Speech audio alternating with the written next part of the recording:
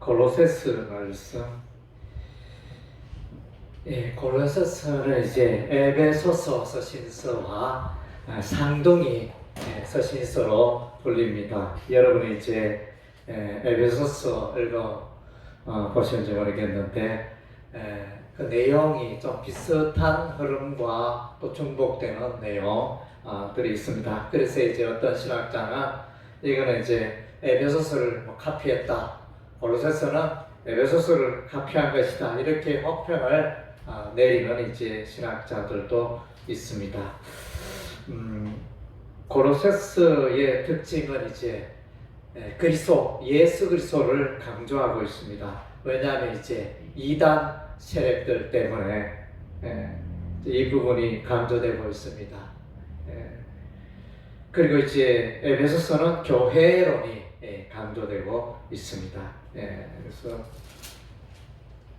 이단의 세력들은 보면 이제 2장에 나오죠. 그러므로 먹는 것과 마시는 것과 절기나 초하루나 안식일을 이유로 누구든지 너희를 비판하지 못하게 하라. 그래서 이런 이제 18절에도 꿈에는 겸손과 천사 숭배 이유로 너희를 정죄하지 못하게 하라.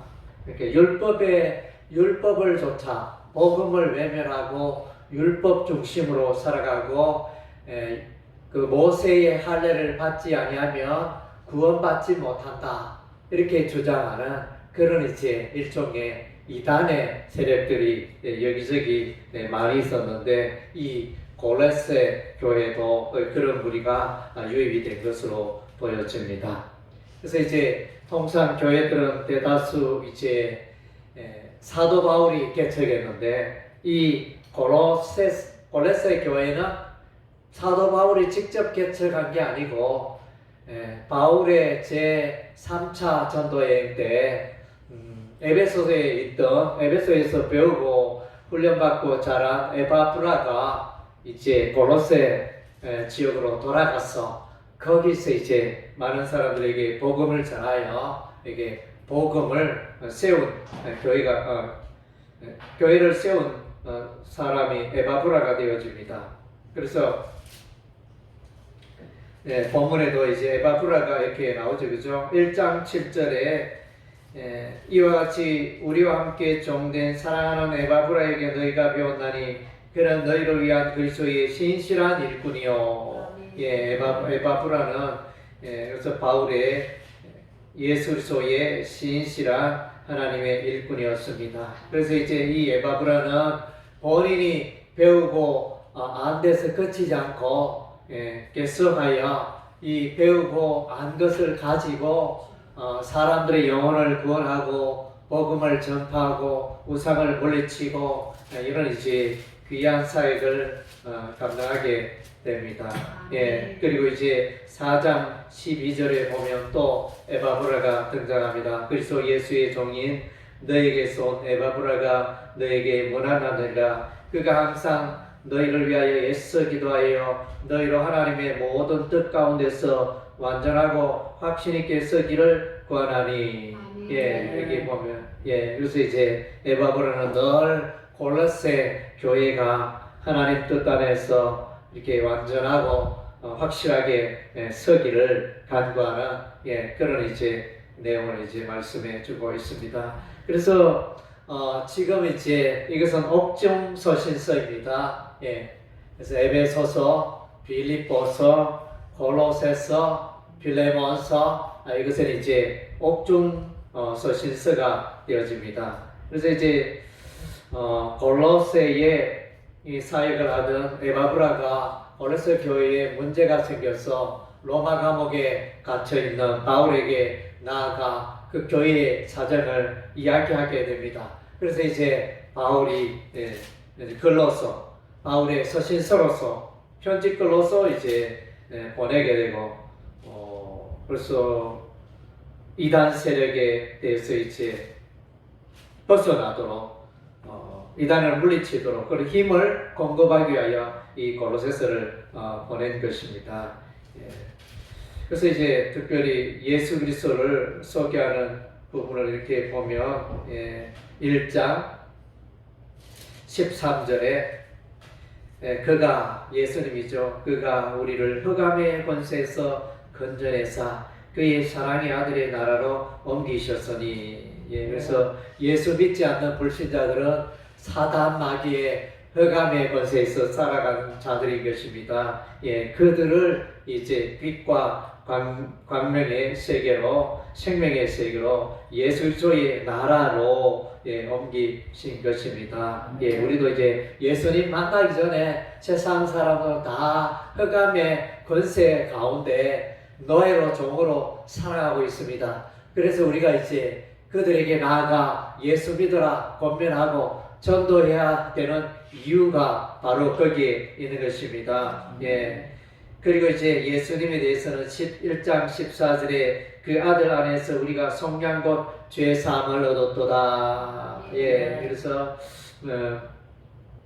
죄사함의 역사는 오직 예수님 한 분밖에 없습니다. 그래서 사도행전 4장 12절에 베드로가 설교하면서 천하 인간의 구원받을 만한 다른 이름을 우리에게 주신 일이 없다. 오직 예수 그리스도만이 죄사함의 근거가 됨을 말씀해 주고 있습니다. 그리고 1장 15절에 예수님은 보이지 아니하는 하나님의 형상이시요 모든 피조물보다 먼저나시니다. 그래서 예수님은 피조물이 아니라는 거예요. 예수님은 사람의 육신을 입고 이 땅에 왔지만 예수님은 결코 피조물이 아니고 또 사람과 동일한 분도 아니고 예수님은 하늘에 속한 하나님의 아들인 것입니다.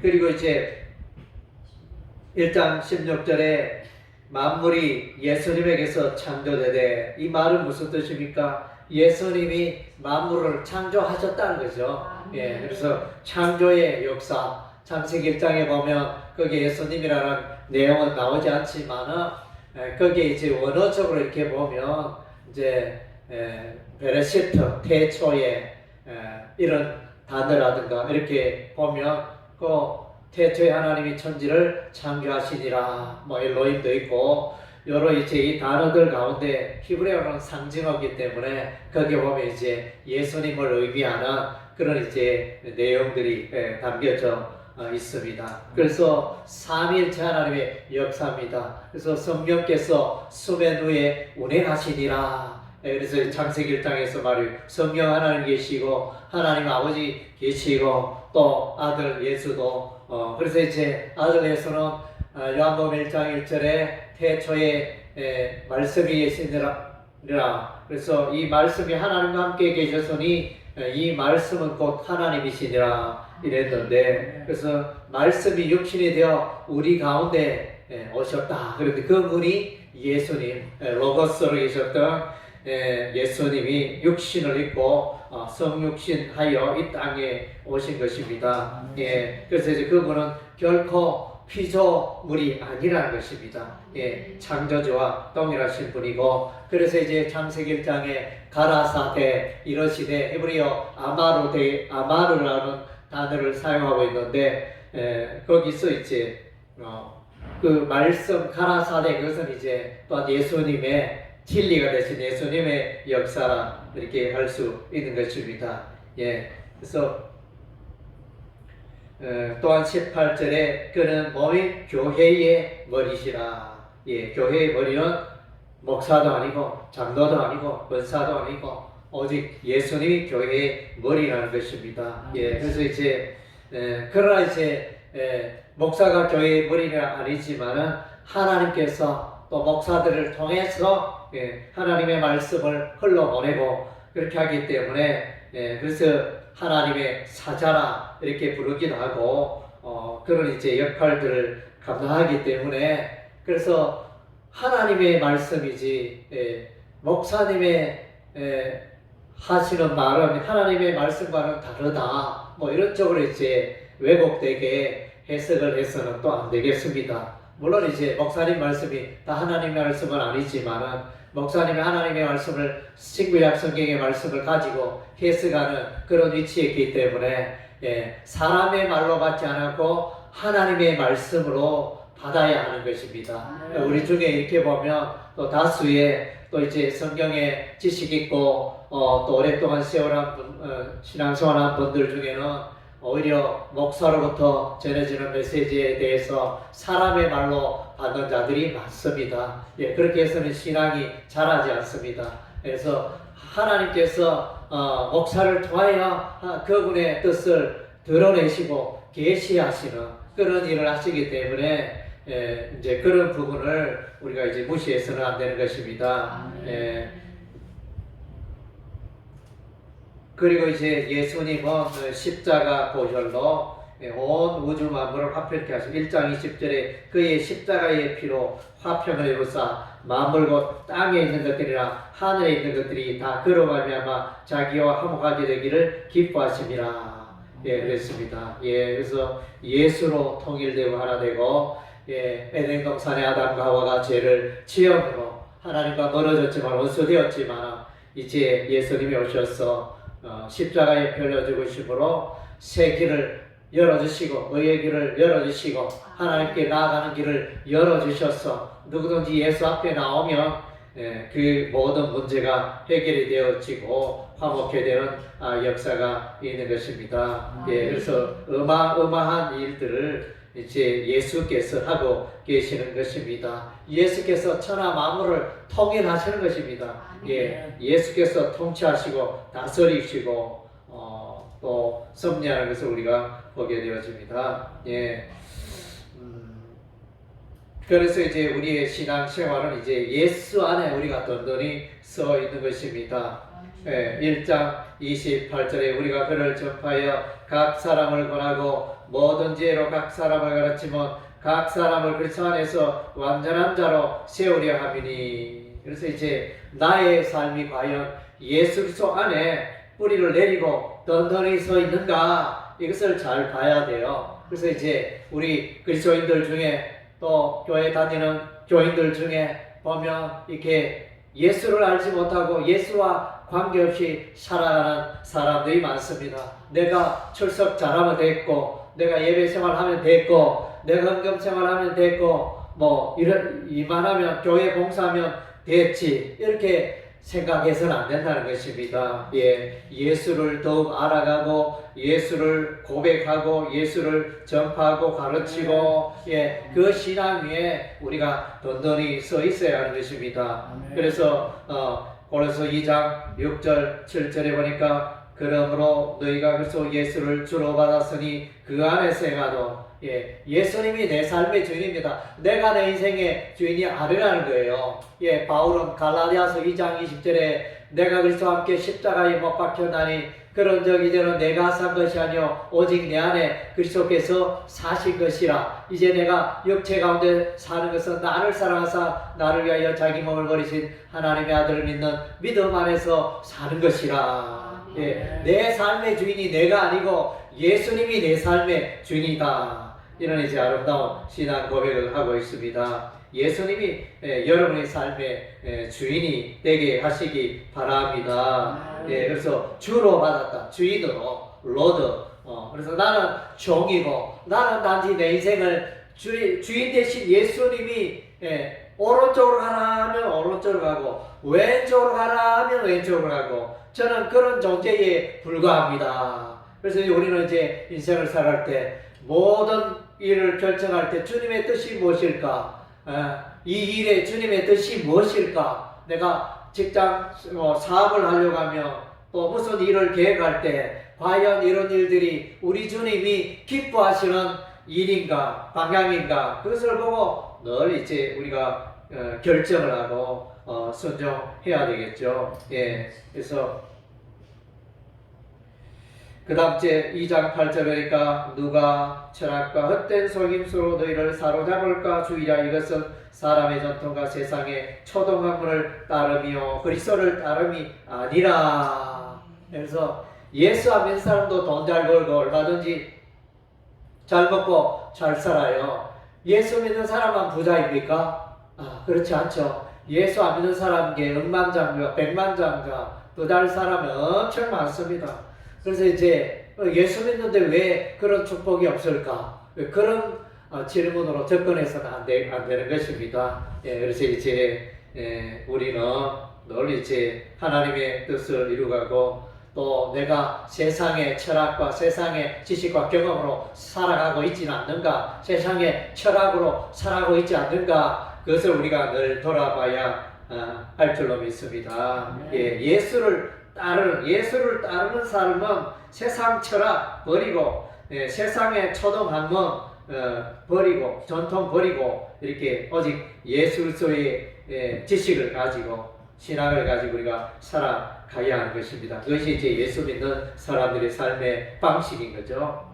아멘. 2장 11절에 또 그 안에서 너희가 손으로 하지 않은 할례를 받았으니 육의 몸을 벗는 것이요 그리스도의 할례니라. 여기서 이제 또 할례를 강조하죠. 너희가 모세의 할례를 받지 않으면 너희 구원을 받지 못한다. 주로 유대인들이 그렇게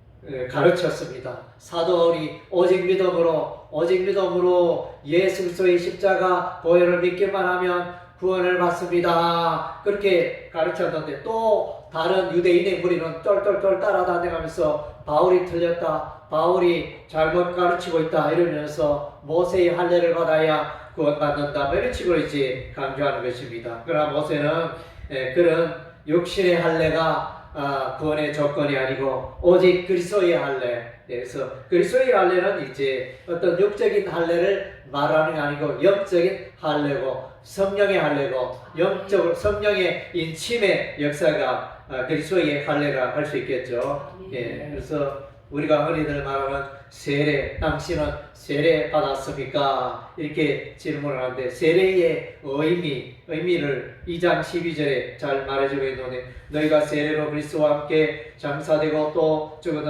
자들 가운데서 그를 일으키신 하나님의 역사를 믿음으로 말미암아 그 안에서 함께 일으킴을 받았느니라. 이것을 이제 딱 하면 세례는 죽는 거예요. 내가 죽고 옛사람이 죽고 이제 새롭게 내가 새 사람이 일으킴을 받는 이것이 이제 세례의 참된 의미가 되어집니다. 이 부분이 이제 3장에 가면 너희가 이제 옛사람 벗어버리고 새 사람 입으라 이렇게 말해주고 있죠. 3장 9절에 보니까 너희가 서로 거짓말을 하지 말며 옛사람과 그 행위를 벗어버리고 새 사람을 벗으니 이는 자기를 창조하신 이의 형상을 따라 지식에까지 새롭게 하심을 입은 자니라. 그래서 옛사람 벗어버리고 새 사람 입으라. 이것이 이제 세례의 의미가 됩니다. 그리스도의 할례를 받은 자들의 삶의 모습이 되는 것입니다. 아멘. 2장 16절에 그러므로 먹고 마시는 것과 절기나 초하루나 안식일을 이유로 누구든지 너희를 비판하지 못하게 하라. 그래서 이제 율법적으로 살아가는 그리스도인 가운데 율법적으로 살아가는 자들은 아직 그리스도를 알지 못하고 복음을 제대로 깨닫지 못한 자들인 것입니다. 그래서 이제 내가 뭐를 했다, 내가 뭐를 열심히 했으니까 열심히 살았으니까 내가 하나님의 백성이고 내가 천국 들어가지. 여기서 복음이 아닌 것입니다. 그래서 복음은 오직 예수의 은혜로 오직 예수 십자가의 보혈로 내가 하나님 백성이 되고 천국 들어가고 구원받고 하나님의 은혜와 복을 누리는 그것이 이제 복음인 것입니다. 복음은 나로 말미암아 되는 게 아니고 오직 예수로 말미암아 은혜와 복이 주어지는 것이 복음인 것입니다. 그래서 여러분의 삶 속에 인본주의 또 그런 것들이 차 있다면 그런 것을 이제 선행이 통해 버려야 할 줄로 믿습니다. 그래서 교회는 교회의 머리는 예수님이고 교회는 그의 몸이라고 했습니다. 그래서 2장 19절에 머리를 붙들지 아니하는지라. 머리 대신 예수님을 붙들지 않은 그런 이제 그리스도인은 이렇게 올바른 그리스도인이라 할 수 없는 것입니다. 그래서 예수를 붙들고 바라보고 예수님과 동행하는 삶이 되어야겠습니다.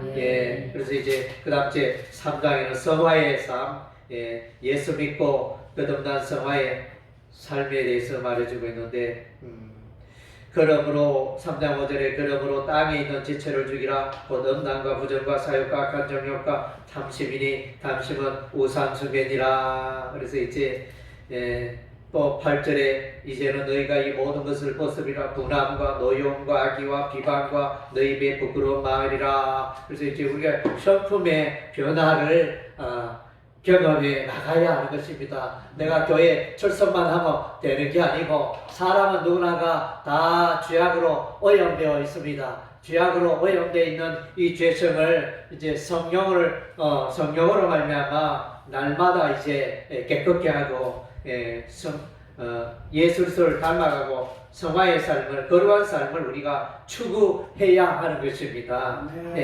그것 때문에 거룩한 삶을, 성화의 삶을 살아야만 구원이 있다. 이렇게 그렇게 말하는 건 아니고 우리가 예수 십자가의 보혈로 구원받았고 이 성화의 삶은 하나님의 자녀이기 때문에 당연히 성화의 삶을 살아야 해요. 그래서 구원 얻기 위하여 성화의 삶을 사는 것은 아니라는 것입니다. 구원 얻기 위하여 성화의 삶을, 거룩의 삶을 열심히 추구했다. 이게 아니고 나는 하나님의 자녀가 되었기 때문에 거룩한 삶을 살아가야 한다. 새 사람 되고, 그래서 하나님의 말씀 따라, 성경 따라 살아가야 하는 것입니다. 그래서 3장 15절에 그리스도의 평강, 이 3장 16절에 그리스도의 말씀, 늘 이제 그리스도로 가득 차 있는 골로새서의 말씀을 보게 되어집니다. 아내와 남편의 관계 3장 18절에요. 아내들아 남편에게 복종하라. 남편들아 아내를 사랑하라. 이렇게 두 기둥, 순종과 사랑의 두 기둥을 말해요. 자녀들아 부모에게 순종하라. 이것이 이제 주님을 기쁘시게 하는 삶이다. 아비들아 자녀를 넓게 하지 말라. 종들아 상전에게 순종하라. 이렇게 하면서 이제 이 삶이 늘 하나님 앞에서 우리가 말하고 살아가야 되는 거예요. 그래서 3장 23절에 무슨 일을 하든지 마음을 다하여 주께 하듯하고 사람에게 하듯 하지 말라. 신앙생활은 사람에게 잘 보이기 위한 신앙생활이 아닌 것입니다. 하나님 앞에서 하나님을 영화롭게 하고 하나님을 기쁘게 하는 그런 우리의 신앙생활이 되어야 하는 것입니다. 그리고 이제 이 골로새서 마지막 부분의 4장에는 이제 많은 인물들이 나타납니다. 보니까 우리가 에바브라가 나타났고 또 4장 7절에 두기고가 나타나고 또 9절에 오네시모, 10절에 알소타고, 바나바와 마가, 랍제 11절에 유소도라는 예수 이렇게 나타나고, 그 다음 제 14절에 의원 누가, 데마, 그 다음 제 눈바, 이런 아키포, 이런 이제 많은 인물들이 로마서 16장에도 많은 복음의 일꾼 인물들이 나타나는데 골로새서 4장에도 이와 같이 많은 복음의 일꾼, 믿음의 일꾼이 이렇게 소개되어져 있습니다. 그리고 이제 이 골로새서의 중요한 것은 아까 이제 골로새 지역의 위치는 보니까 골로새에서 히에라폴리까지 20km, 골로새에서 라오디게아까지 10km 정도. 그래서 한 삼각형을 이루고 있는 그런 이제 지형의 모습이라고 하는 건데, 그래서 골로새에서 조금 더 가면 10km 더 가면 라오디게아 교회가 있고, 라오디게아 교회에서 조금 더 가면 조금 이쪽으로 가면 히에라폴리 교회가 있습니다. 그래서 여기에 보면 이제 라오디게아 단어가 골로새서에 보면 많이 나타납니다. 4장 13절에 그가 너희와 라오디게아에 있는 자들과 또 히에라폴리에 있는 자들, 히에라폴리라는 단어가 등장합니다. 지명이죠. 그리고 15절에 라오디게아에 있는 형제들. 그래서 이제 이렇게 볼 때 에베소 교회에서 한 220km 정도 떨어진 골로새 교회에서 한 10km 떨어진 라오디게아 교회, 라오디게아 교회에서 한 10km 떨어진 교회가 히에라폴리, 이렇게 해가지고 히에라폴리는 이제 온천 도시가 되어집니다. 그래서 이제 에바브라가 보니까 이렇게 믿음의 일꾼이 돼가지고 바울이 가지 못한 골로새 지역에 가서 교회를 세우고 히에라볼리에도 가서 아마 영향을 끼치고 또 말씀을 전하고 그때는 순회 전도자가 많았거든요.